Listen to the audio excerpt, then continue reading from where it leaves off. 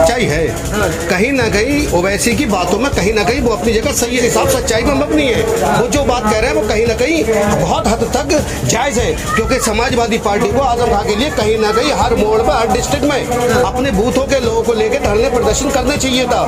जो झूठ है, क्योंकि एक बड़ा मंत्री उसके ऊपर भैंस चोरी का इल्जाम, ये कहाँ तक सच्चाई है? अरे उसके कार्यकर्ता पर तो लग सकता है, मंत्री पर थोड़ी लग जाएगा। वैसी वोट देखिए, जो जिसका दिल लगा हुआ है वो वैसे ऐसे नहीं है, वो वैसे के ऊपर फिदा करने वाले भी लोग हैं। लेकिन बीजेपी रोको के अभियान में वो वैसी की बातों को कम तवज्जो दी जा रही।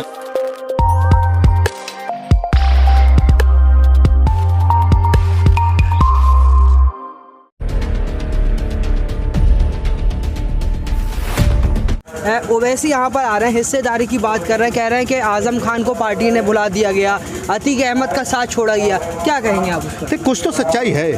कहीं ना कहीं ओवैसी की बातों में कहीं ना कहीं वो अपनी जगह सही है, लेकिन हालात को मद्देनजर रखते हुए ओवैसी साहब की जो इस वक्त एंट्री है उससे ज़्यादा फर्क इसलिए नहीं पड़ेगा क्योंकि आज के दौर में हिंदू, मुसलमान, सिख, ईसाई बहुत भी ऊब चुका है। जिस तरीके से हर आदमी परेशान है, वो चाहता किसी तरीके से बदलाव हो, और उस बदलाव की बहती हुई रवानी में आदमी इसलिए ओवैसी साहब की बातों को तब कम तवज्जो देगा, लेकिन ओवैसी साहब सच्चाई में मबनी है। वो जो बात कह रहे हैं वो कहीं ना कहीं बहुत हद तक जायज़ है, क्योंकि समाजवादी पार्टी को आजम खां के लिए कहीं ना कहीं हर मोड़ पर, हर डिस्ट्रिक्ट में अपने बूथों के लोगों को लेकर धरने प्रदर्शन करने चाहिए था। जो झूठ है, क्योंकि एक बड़ा मंत्री उसके ऊपर भैंस चोरी का इल्जाम, ये कहाँ तक सच्चाई है? अरे उसके कार्यकर्ता पर तो लग सकता है, मंत्री पर थोड़ी लग जाएगा। तो इसलिए ये कहना, ये ओवैसी की एंट्री अपनी जगह, वो अपने जिस हिसाब से हिस्सेदारी की बात कर रहे हैं बिल्कुल जायज़, हम उसका समर्थन करते हैं। हिस्सेदारी मिलना चाहिए। हाँ, मिलना चाहिए, हिस्सेदारी मिलना चाहिए, हम इसका समर्थन करते हैं। मगर आप ये मानते हैं कि बीजेपी रोको के नाम पर ओवैसी को वोट दें, ये मानते हैं आप? ओवैसी वोट देखिए, जो जिसका दिल लगा हुआ है ओवैसी ऐसे नहीं है, ओवैसी के ऊपर फिदा करने वाले भी लोग हैं। लेकिन बीजेपी रोको के अभियान में ओवैसी की बातों को कम तवज्जो दी जा रही है, ये फर्क है यहाँ पर आया है। लेकिन अच्छा, ओवैसी को बी टीम कहा जाता है, क्या आप जो है समाजवादी समर्थक हैं, मानते हैं क्या वो बी टीम है? अरे ये तो सिर्फ एक अब्बा है आदमी को कहने के लिए, जैसे कि मैं हूँ, मैं मुसलमान, ये समाजवादी से, समाजवादी का यहाँ रुझान है, ये बीएसपी के अगर अपनी पकड़ है तो जाहिर सी बात है उनके लिए मैं बाहर से आया हुआ हूँ, मैं अपने गठबंधन में बात करूँगा, क्योंकि ओवैसी जो एक ऐसा सांसद है जो हक और इंसाफ की बात, जो संविधान की बात करता है, और बाबा साहब अम्बेडकर को संविधान के मुकाबिल बनाने के लिए आपको मालूम है बाबा साहब को रोक दिया गया था सदन में, इस टीम को गठित करते कि संविधान किस तरीके से पास होगा उन्हें। लेकिन यहाँ का ये इस देश की खूबसूरती रही है, क्योंकि यहाँ पर प्यार मोहब्बत से रहने वाले लोग हैं, जो इस देश का भला चाहते, इस मुल्क से मोहब्बत करते। उन लोगों ने उनसे भीमराव अम्बेडकर साहब को साथ दिया, लोगों ने, मुसलमानों ने अपनी सीटें छोड़ के आगे बढ़ाया। अच्छा, अबू आसिम आज़मी का भी बयान है कि जो मुस्लिम लीडरशिप या मुस्लिम क़यादत की बात करते हैं वो पाकिस्तान चले जाना चाहिए। तो जो बीजेपी मुसलमानों से कहती है पाकिस्तान चले जाओ, अब अबू आसिम आज़मी पाकिस्तान भेज रहे हैं मुसलमानों को। देखिए ये ना किसी पार्टी का हो सकता था। अब एक नया हीरो होने के लिए एक होता नहीं है, अनोखे तीतर अंदर रखो या बाहर रखो, वो ये कहावत है। तो एक ये छोड़े हुए तीतर की एक आम मिसाल है कि हम जो हैं कि मुसलमानों को रहने, ये बात इस बात की लीडरशिप ये होती है, जो संविधान की बात करेगा वो चाहे हिंदू हो या मुसलमान हो, सिख हो, ईसाई, वो हमारे लीडर है। और जो संविधान से हट के बात करेगा, क्योंकि संविधान एक उस चीज़ पर मबनी है कि इन्हें हक कहाँ मिलेगा, ये कमज़ोर है, इन्हें कैसे उभारा जाए, इनके साथ जुल्म हुआ, इन्हें इंसाफ कहाँ से मिलेगा। अगर जो संविधान की बात करेगा तो जाहिर सी बात है वो लीडर होगा।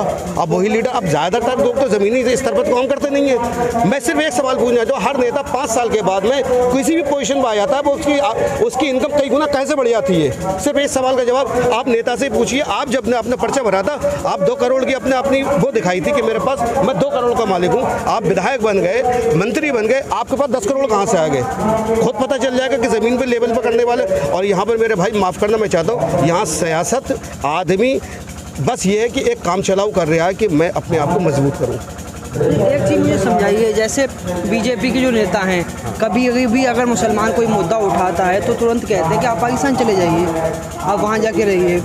अब समाजवादी पार्टी के बड़े नेता कहलाते हैं अबू आसिम आज़मी, अब वो जो है पाकिस्तान का जो है वीज़ा लगा रहे हैं। देखिए ऐसा है, अगर ये बीजेपी रोको वाला अभियान नहीं होता तो अभी ही आसिम साहब की मुखालफत शुरू हो जाती, समझे। लेकिन क्या है, इस वक्त ज़्यादातर मुसलमान और बुद्धिजीवी जो हैं और उन लोगों की एक सोच बनी हुई है किसी भी तरीके से इस देश को बचाना है। इस देश को बचाने के लिए अगर कोई भी आदमी किसी तरीके के अगर बयानबाजी कर रहा है तो उसे भी नज़रअंदाज करनी है। उनका ये बयान गलत है, हम इसकी मजम्मत करते हैं। आज़मी साहब आ रहे हैं, शिक्षा की सरजमीन पर पहली बार आ रहे हैं, हम उनका स्वागत करते हैं, इस्तकबाल करते हैं। अबू आसिम आज़मी बड़े नेता या आज़म खान? आज़म खान तो बहुत बड़े लेवल के नेता हैं, 9 बार विधायक, 1 बार सांसद बन चुके हैं और यूपी के सबसे बड़े नेता कहलाए जाते हैं आज़म खान। अबू आसिम आज़मी साहब आ रहे हैं तो उनका इस्तकबाल है सर। आप आज़म खान को बड़ा नेता मानते हैं? आज़म खान ऑफकोर्स बड़े नेता हैं, बिल्कुल हैं बड़े नेता, हम उनको बड़े नेता मानते हैं। आज़म खान के मुद्दे पर जैसे ओवैसी आरोप लगाते हैं कि समाजवादी पार्टी खामोश रही है, कोई ना कोई वजह तो रही होगी। समाजवादी पार्टी अगर खामोश है तो किसी वजह से इस वक्त जो भी बोल रहा है अपोजिशन में तो उसके खिलाफ कुछ ना कुछ कार्रवाई हो रही है। इसलिए हो सकता है कोई ना कोई वजह हो जिसकी वजह से समाजवादी पार्टी नहीं बोल रही है। अपने बड़े नेता के लिए समाजवादी पार्टी खामोश है? वक्त आएगा, बदलाव का वक्त आएगा। अच्छा, बहुत सारे लोग हैं जो ये मानते हैं कि समाजवादी अभी चुनाव का वक्त है, अभी मुसलमानों के मुद्दे पर अखिलेश यादव खामोश हैं, तो चुनाव जीतने के बाद क्या उम्मीद लगती है कि अखिलेश यादव मुसलमानों के समर्थन में खड़े होंगे? हमेशा खड़े रहे अखिलेश यादव कौन से मुद्दे पर? कई मुद्दे हैं, जैसे अखिलेश यादव जी हर जगह जाते हैं और हर गरीब की, मजदूर की और किसानों की, खास तौर से किसानों की आवाज़ उठाने का काम कर रहे हैं और ऐसे ही उठाते रहेंगे। विपक्ष का काम यही होता है, आवाज़ उठाना। वहाँ पे कहें कोई पॉलिटिकल स्टंट नहीं, विपक्ष का काम यही होता है। सत्ता पक्ष जो दबाने का काम कर रही है। क्यों कानून वापस नहीं हो रहा है, मैं जानना चाहता हूँ क्यों कानून वापस नहीं हो रहा है? किसानों के हित में है, किसान जब मना कर रहे हैं कि हमारे हित में नहीं है तो क्यों वापस नहीं हो रहा है कानून? बताइए आप। मिला था कानून वापस होना चाहिए, ये किसानों की मांग है। और पिछले 1 बरस से बैठे हैं वो, कितने किसान शहीद हो गए वहाँ पे, कौन जिम्मेदार है उसका? चुनाव पर कितना असर पड़ेगा इसका? चुनाव पर इतना असर पड़ेगा कि इन लोगों की जमानतें जब्त हो जाएंगी, 50 सीटें नहीं निकलेगी इनकी यूपी में, जैसा आपने देखा बंगाल में हाल इनका। और बेईमानी से जीते हैं यहाँ पे बिहार में ये लोग, जमानत जब्त हो जाएगी इनकी, देखना। अच्छा, असदुद्दीन ओवैसी आ रहे हैं उत्तर प्रदेश में, कोई फर्क नहीं पड़ेगा? उनका कोई खास फर्क नहीं पड़ेगा उनका, क्योंकि मुसलमान हो या हिंदू हो या किसान हो या जो भी हो, सब समाजवादी की तरफ जा रहा है। क्योंकि उन्हें पता है, भरोसा है कि अगर कोई सरकार है जो आने वाली है वो समाजवादी सरकार है, उसके अलावा ओवैसी हिस्सेदारी की बात कर रहे हैं, कह रहे हैं जो मुसलमान हैं जिनको हिस्सेदारी नहीं मिली थी, सच्चर कमेटी का हवाला दे रहे हैं। असदुद्दीन ओवैसी जी कह रहे हैं कि मुसलमानों को हिस्सेदारी चाहिए। अरे आजम खान साहब हैं, कितने बड़े पदों पर रहे वो, समाजवादी के एक अच्छे नेता रहे, सारा कुछ मिला उन्हें, और कैसी हिस्सेदारी चाहिए? बहुत सारे मंत्री बनते हैं मुसलमान, बनते हैं, और भाजपा से नहीं पूछ सकते? भाजपा से पूछो क्यों मुसलमान को टिकट नहीं देती है को भी? नहीं, समाजवादी पार्टी को मुसलमान वोट देता है। 18% रिजर्वेशन की बात 2012 में की गई, 18% रिजर्वेशन क्यों नहीं मिला? बोलोगे? नहीं, अच्छी मांग उठाइए, पर अगर मौका मिलेगा आने वाले वक्त में तो इसको भी आगे बढ़ाएंगे।